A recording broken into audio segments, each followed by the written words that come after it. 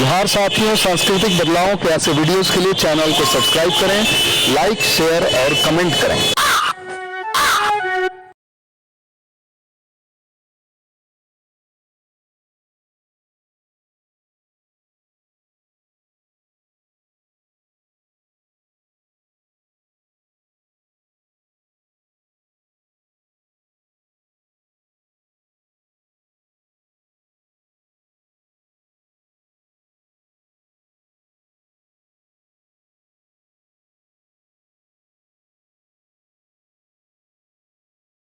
अब मैं चूंकि आज हमारे द्वितीय प्रमुख वक्ता हैं आदरणीय महेंद्र दास जी, जो कि अलवर राजस्थान से हैं और आप समाज सुधारक का कार्य कर रहे हैं, तो मैं आदरणीय महेंद्र दास जी से करवत निवेदन करता हूं कि सर आप आए और अपना परिचय के साथ में अपना उद्बोधन रखें। आदरणीय महेंद्र दास जी। जी बहुत बहुत धन्यवाद। आपको आवाज आ रही है मेरी? बिल्कुल आ रही सर जी। अपना परिचय के साथ में उद्बोधन रखें। जी सर। जी, मैं महेंद्र दास, वर्तमान का महेंद्र दास, भूतकाल का मनमोहन मीणा, जो पहले दिल्ली एयरपोर्ट में डीओ का काम देखता था। वक्त के बाद मैंने नौकरी छोड़ दी और मैं एक संन्यास रूप से जीवन जी रहा हूँ। तो आपके, सॉरी एक मिनट, मेरे इधर थोड़ा समस्या है। आपके मिशन से मैं पहली बार जुड़ा हूं, तो मैं ज्यादा कुछ तो नहीं बोलना चाहूंगा। बाकी मैं अपने व्यक्तिगत जीवन के बारे में बता दूं। मैं बचपन से ही पाखंडवाद, पंडा तंत्र, कर्मकांड का विरोधी रहा हूं। आज से नहीं, बचपन से ही रहा हूं।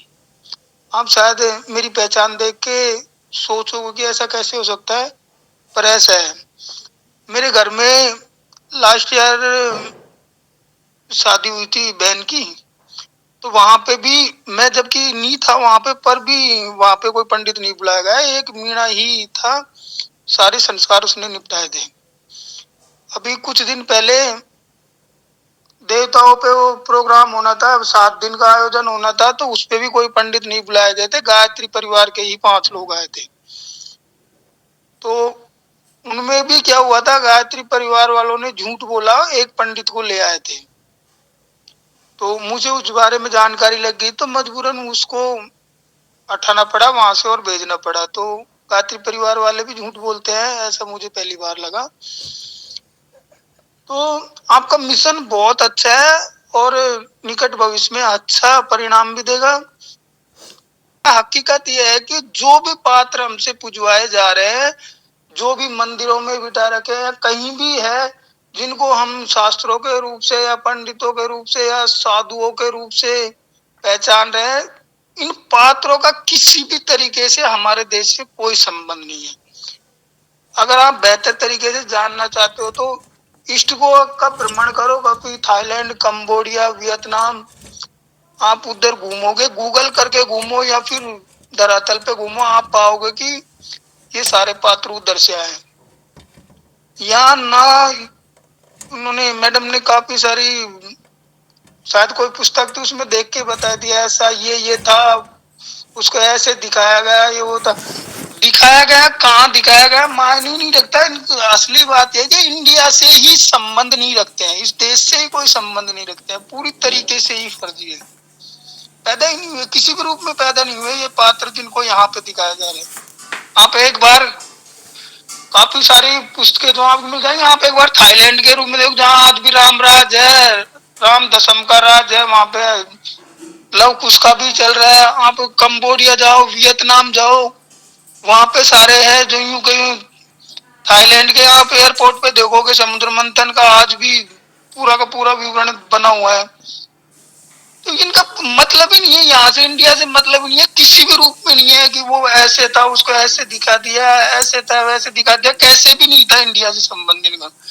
हो सकता है किसी आपके महापुरुष ने लिखी होगी, तो वो भी आपको गुमराह कर रहे हैं। मैं दावे के साथ कह सकता हूँ कि वो भी गुमराह। ये तो वो हो गया कि कुएं से निकलकर खाई में गिरना। तो मैं उस संबंध में कहीं भी चाहते नहीं हूँ कि लोगों के सामने किसी भी तरीके का झूठ परोसा जाए। अगर आपको झूठ का विरोध करना है तो पूर्णतः करो, ना कि एक अलग झूठ को दुनिया के सामने रख के फिर विरोध किया जाए। ये कहीं भी मानव हितार्थ नहीं होगा। हालांकि हम जो पूजा पाठ यहाँ पर जो है चल रहा है बहुत अच्छा है, कुछ ना किए जाने से बेहतर है कि कुछ किया जाए। तो जो विरोधी है, जो आप जो है जैसा भी समझते हो, वो हमारे पैसे का दुरुपयोग कर रहे हैं, तो आपका मानना सही है कि हाँ, लोग नहीं मान रहे, नहीं समझ रहे, नहीं रोक रहे इन चीजों को, तो कम से कम अपना धन अपने पास ही रहे, उनके पास ना जाए जो हमारे खिलाफ षड्यंत्र में काम ले रहे हैं। ये बहुत अच्छी सोच है आपकी, पर मैं कहूंगा कि लोगों को गलत मार्ग आप भी मत दिखाओ। पहले ही 2 3 4 पीढ़ियां होगी जो कुछ गलत रूप से उनको भटकाया गया, गलत मार्ग पे ले जाया गया और चलती भी आई हो। कम से कम आप तो वो दिखाओ लोगों को जो वास्तविक है। मैं कह रहा हूँ कि ये चीजें कुछ भी काल्पनिक वास्तविकता से संबंध ही नहीं रखती, इंडिया से ही संबंध नहीं रखती। ये जो आपने बताया ना, कोई सा पात्र है वो इंडिया से ही संबंध नहीं रखता। आप कैसे कह सकते हो कि रामायण काल्पनिक है? महेंद्र क्योंकि दास आज जी, भी थाईलैंड, अ, जी एक मिनट रुक, 1 मिनट बोलना चाहूंगा बस। आप कैसे कह सकते हो कि रामायण और उसके पात्र काल्पनिक है, जबकि थाईलैंड में आज भी राम राज चल रहा है। वहां पे राम दशम का राज्य है। रामनवम की लास्ट ईयर मौत हुई थी, वहां के राजा को राम की उपाधि दी जाती है। वहां पे सारे पात्र जो हमारे यहाँ किताबों में है वो वहां धरातल पे है। तो मतलब ये कहानी तो है कहीं और की है, होगी वहां की, हमारे देश से संबंध नहीं है। और आप उससे बोल रहे हो कि हमारे देश में ये चीज है जो मानव रूप में थी। मैं कहता हूँ थी ही नहीं। महेंद्र दास जी जोहार, मैं राहुल पटेल बोल रहा हूँ। जी सर, राहुल सर, स्वागत है जी। जी जी मैं कहना यह चाहता था कि हम लोग आदि किसान विचारधारा के हैं। ये लोग वेद पुराण मानते हैं, उसमें संशोधन चाहते हैं। इस ग्रुप में तमाम तरह के विचारधारा के लोग हैं। तो जो आप कह रहे हैं, जैसे आपने कहा महेंद्र दास जी, आपने कहा कि जैसे आम जनता नहीं समझ रही है तो उसके लिए क्या किया जाए, तो हम लोग एक कुछ नहीं से कुछ सॉल्यूशन दे रहे हैं। तो आप ऐसे ही समझिए कि इस ग्रुप में भी अनेकों विचारधारा के लोग हैं। अपने ये नहीं है कि अपनी बात मनमानी ही है, अपनी बात कहनी है, लोग एक्सेप्ट करेंगे, कुछ लोग नहीं करेंगे। वो धीरे धीरे कार्यक्रम चलता रहेगा। और दूसरी बात यह है कि महेंद्र दास दादा, कि मैं चाहूँगा आप अपने ये के बारे में बताएं कि जिस मंदिर पर आप हैं एक पुजारी के रूप में, अगर आप वहाँ नहीं रहते, एक ब्राह्मण रहता, उसका परिवार पलता, तो क्या होता और आपके रहने से क्या फायदा है, ये थोड़ा सा इस पर मैं प्रकाश डालिए। मैं आपको बताना चाहूंगा इसी बारे में। मैं 5 मिनट का समय लेना चाहूंगा आपका। मैं एक अच्छा खासा सरकारी कर्मचारी हूँ। था कि जो दिल्ली एयरपोर्ट में बढ़िया, मेरे ऑफिस में 3 3 तो एसी लगी हुआ करती थी। टर्मिनल 3 कार्गो डिपार्टमेंट पे ऑफिस था। मुझे नहीं जरूरत थी संन्यास की या कहीं की। तो कोरोना काल की बात मैं कहूँ, कोरोना काल में हमारा ऑफिस हालांकि बंद नहीं था क्योंकि एयरपोर्ट जोन में था, वो जरूरी था। फिर भी लोग अधिकांश शहरों को छोड़कर गांवों की तरफ आते थे। तो उसी दौर में कुछ टाइम के लिए मैं भी गांव आया था। तो मैं देखता हूँ कि जो गांव से थोड़ी दूरी पे ही है जो मंदिर, पहाड़ी इलाके में गांव है, बड़ा मंदिर है पहाड़ के ऊपर, टॉप में, हजारों फीट ऊपर। तो यहाँ पे एक साधु रहा करते थे, यूपी से बिलोंग करते थे और ब्राह्मण जाति से थे। तो मैंने देखा कि यहाँ पे लोगों की भीड़ लगी होती थी। और वो अपने हिसाब से, क्योंकि ब्राह्मण कभी भी अपना जो कहते हैं ना कि नहीं, वो कभी नहीं छोड़ पाता। अपने बातों में, अपने शब्दों में, संस्कारों में वो जरूर झलकती है। तो उसी तरीके का ज्ञान लोगों को दिया करता था। तो उनको 1 साल के लगभग यहाँ हो गया था, तब मैं आया था। तो मैंने देखा कि लोगों को एक गलत रूप, जैसे अभी मैंने मैडम से कहा ठीक है ऐसी बात तब थी, मैंने देखा कि लोगों को एक गलत राह पकड़ाई जा रही है, गलत राह दिखाई जा रही है।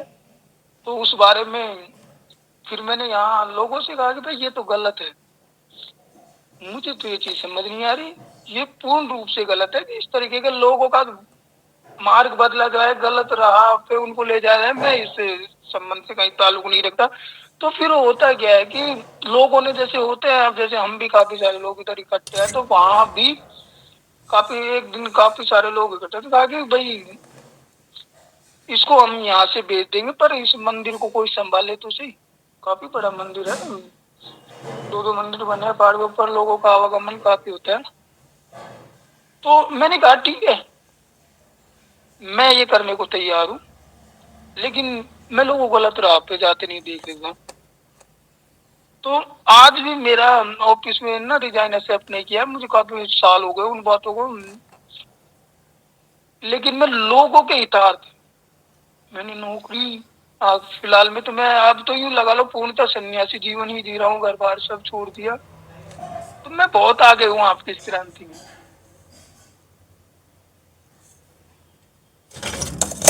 जी, आदरणीय महेंद्र दास जी, आपका बहुत बहुत आभार सर। और आप जिस तरीके से चीज़ों को और लोगों को मार्गदर्शित कर रहे हैं, तो मैं आशा करता हूँ कि उससे हमारा जो समाज है वो लाभान्वित होगा, और जो बहुत सारी कुरीतियाँ हैं उनसे छुटकारा मिलेगा उनसे। आपका प्रयास निश्चित रूप से काबिल तारीफ है सर। और इसी तरह से आशा करता हूँ कि आपका समय समय पे मार्गदर्शन मिलता रहेगा। और आप आदरणीय राहुल पटेल सर के माध्यम से आज पहली बार चूंकि आप मिशन में जुड़े हुए हैं, तो आदरणीय राहुल पटेल सर का भी बहुत बहुत आभार कि उन्होंने आपको मिशन में जोड़ा।